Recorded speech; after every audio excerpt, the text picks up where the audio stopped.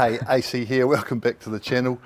As you can see, we've got a couple of cameras up and we're at the Golf Warehouse here with Macca. And actually I do have an apology to Wheels. Yeah? Yeah, because I didn't thank him last week. Yeah. And he's been a big part of the rugby channel Yes. over the last few months from over in the States. Yeah, he's a good man. Yeah. We were Loves giving us time, which is awesome. Yeah, we were trying to hook up when I was over on holiday. Trying to kiss him. Nah, he was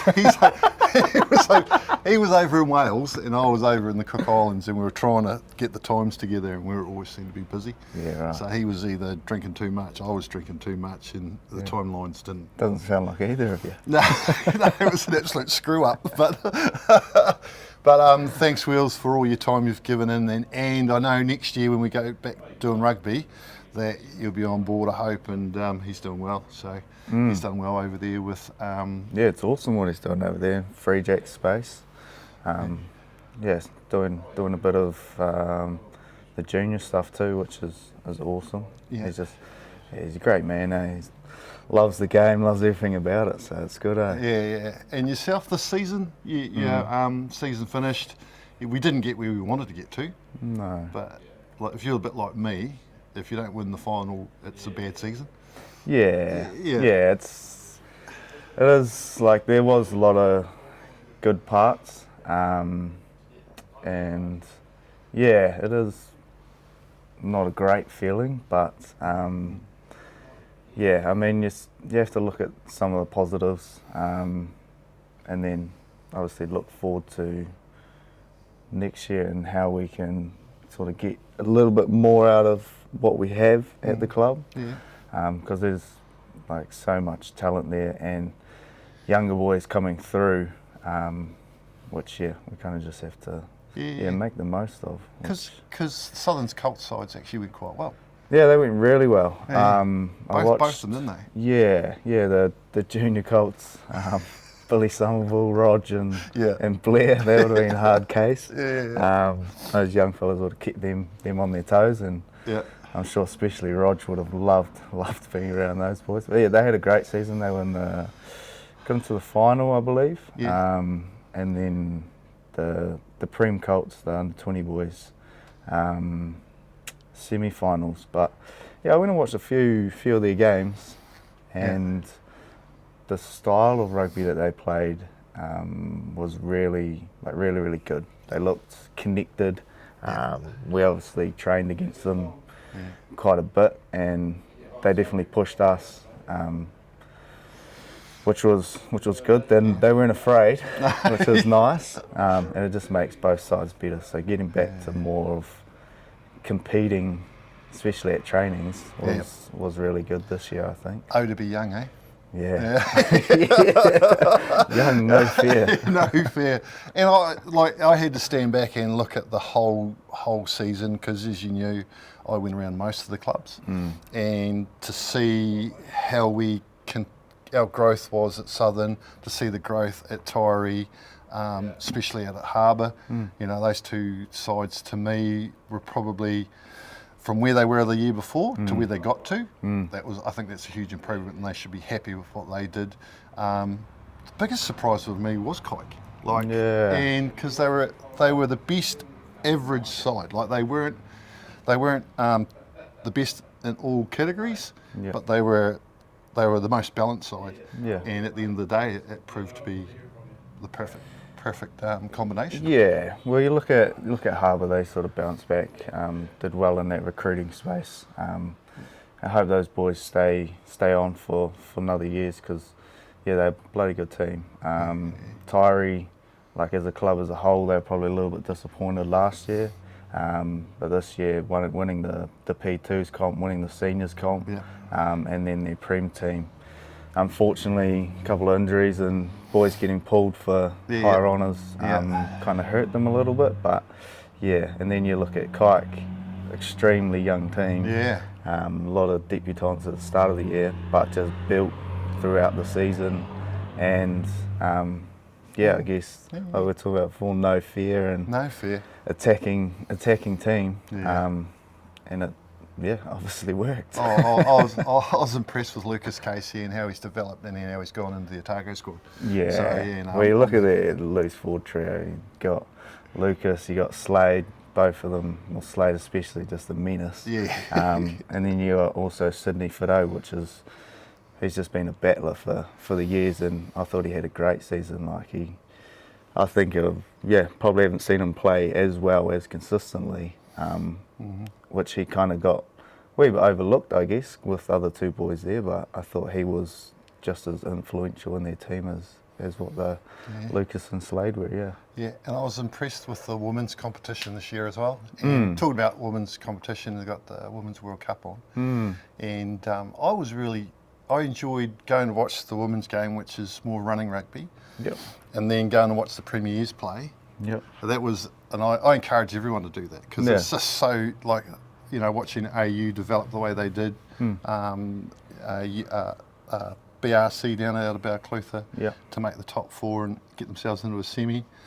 And just watching the girls develop. Yeah. The biggest heartbreak for me was Bella in the final. Like, she would have been great for Otago. Yeah, you know, sure. But that's the way rugby goes. And it's been really cool to watch the Women's Rugby World Cup. I think it's going to be bigger and better and grow, and just see how their game has developed. It's more strategy. They still run a lot with the ball. They're kicking more. Yeah. And the hits, they're getting big, aren't they? Yeah, they fly in. They do fly in. It's pretty crazy sometimes. And just the skill level as a whole, I think, is just getting better and better. You know, you just sort of look at the likes of like Kelly Brazier, probably one of the most skillful women playing the game. Good Otago girl. And then, I even watched in the weekend the Spirit Development team versus the Southland team, and some of the skill set and sort of little like flick passes and stuff they were doing was pretty cool to watch. Which is awesome. Yeah, because there's still a bit of rugby going on. For me, that's finished. Because I wanted to concentrate on our Premier Rugby and the Premier Rugby girls. Because I think the rest of the rugby gets covered pretty well. Yep. I know Staples is still with the Spirit and doing stuff over there, so that's pretty cool. And it's only going to make them better because he's good with numbers and stats. You know, he's helping them develop their play just through video recall and the stats that they've got, and you can see it because they're winning games. Because I remember he came up to me and goes, "Oh, look what I've done." This is before the season even started. This is like 4 weeks out. He's already had the stats all done from their last game against the last, and where they should be able to attack and the percentages. And it's like, oh man, I'm like, it just went. You know. I'll tell you, when Jamie J came in, helped us out at Southern with JL. He was very big on like percentages of how to get the ball. So it's like just little things they can use. Like there's so much stuff out there now, video, stats, all the analysis. And if you use it in the right way, it can be very, very beneficial. Obviously, you can kind of use it in the wrong way, and it can steer you off like in the beaten path. But it's definitely very, very useful. But it's definitely something. Well, we're talking about stats. We're here at the Golf Warehouse, so I came in to talk about our next love, which is golf. So, you know, I've got my own wee golf team, Moa Golf, down about Balclutha, and we go out and compete in tournaments and have a bit of fun. I think, you know, what we do, we try to do the longest day.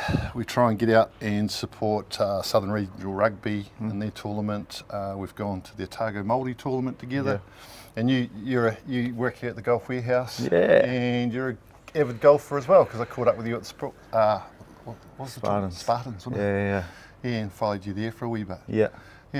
So we're here, and we're in the simulator here, and you're going to help me explain how this works. Here with Macca's, we're in the simulator down here at the shop, and if you want to come in and have a wee bit of a play and a hit, come and see the crew down here.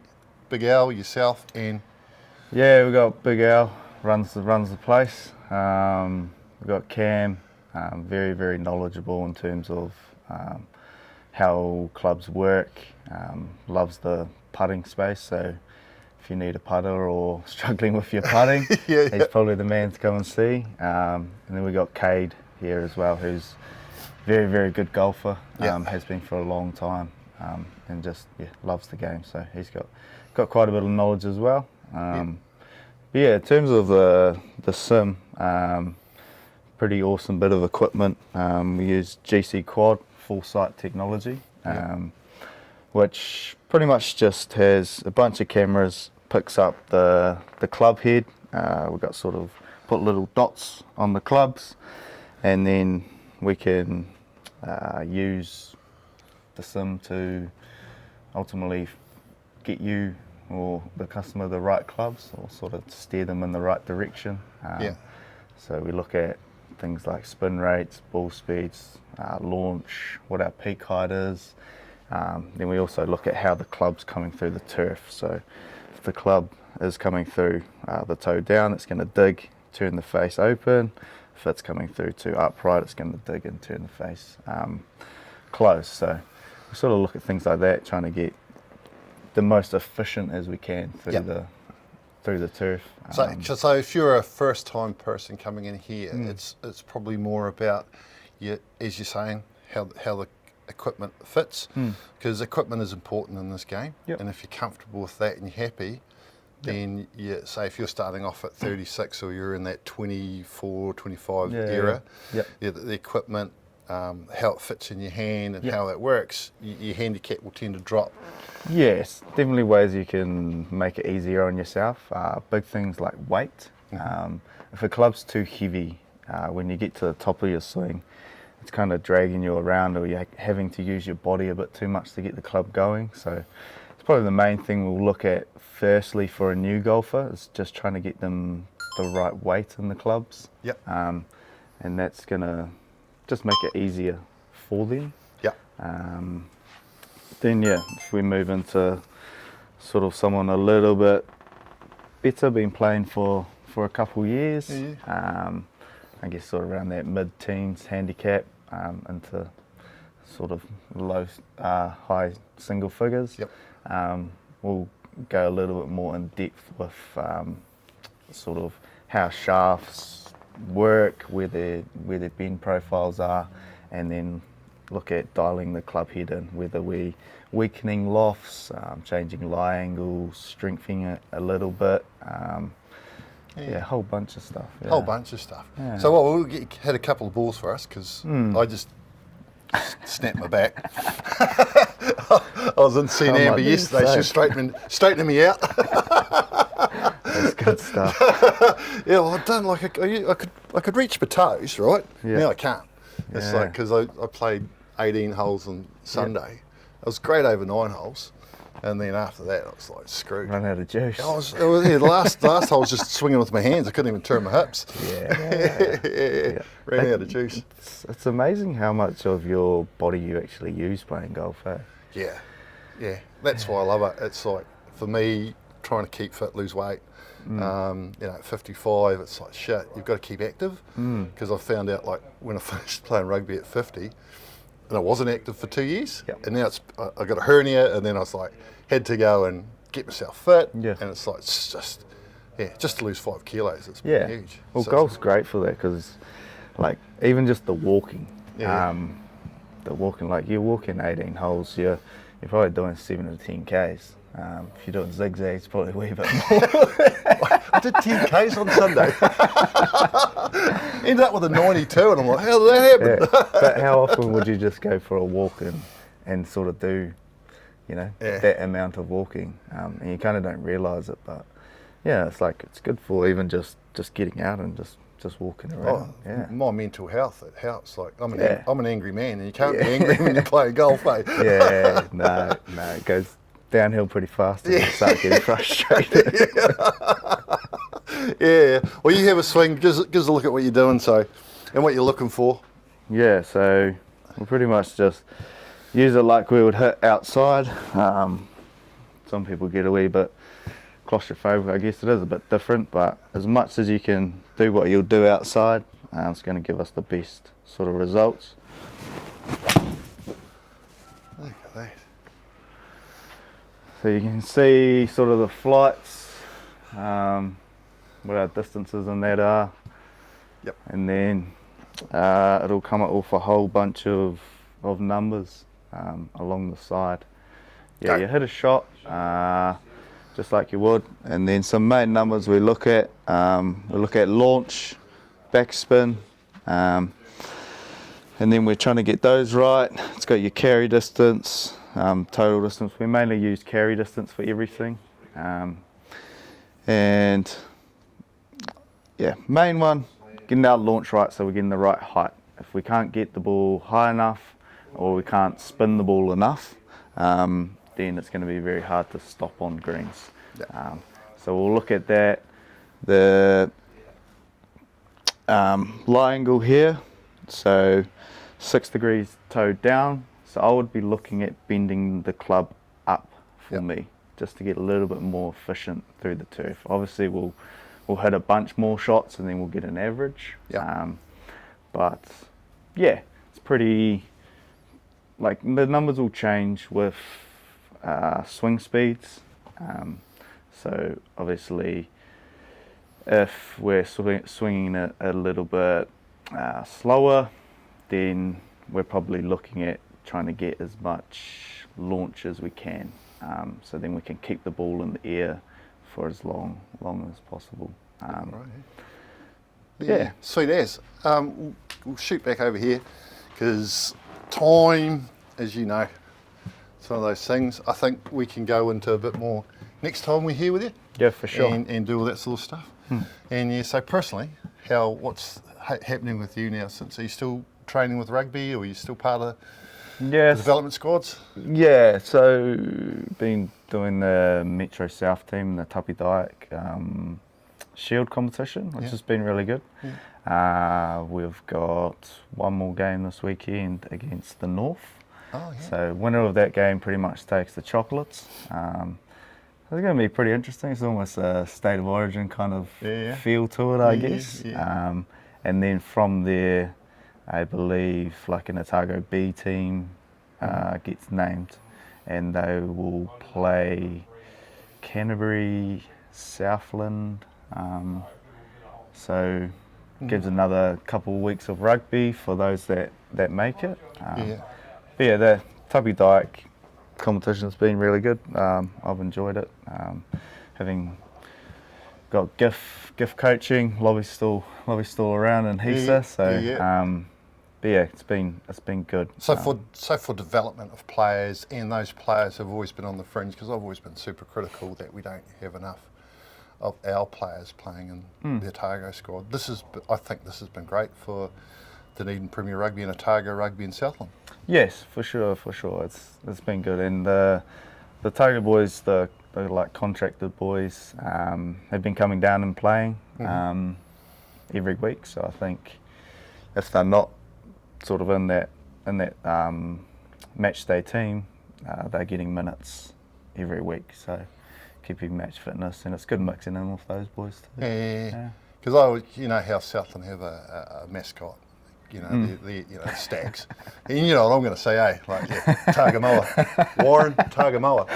Yeah, so yeah, that's the way. You know. Keep selling it. Keep selling it.